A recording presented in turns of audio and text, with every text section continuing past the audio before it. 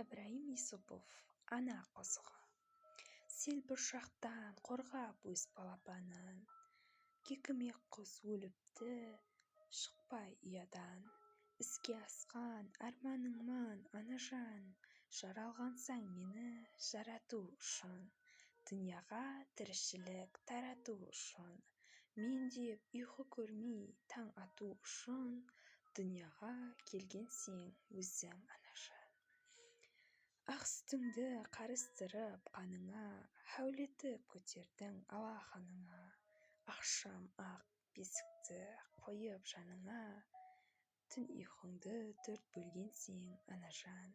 Сен миуалы дарақ мен дұр жемісің, бойларымды көрсең бітер кемісің, әрбір алған ғаниметлі дем үшін мәңгі міннет арман.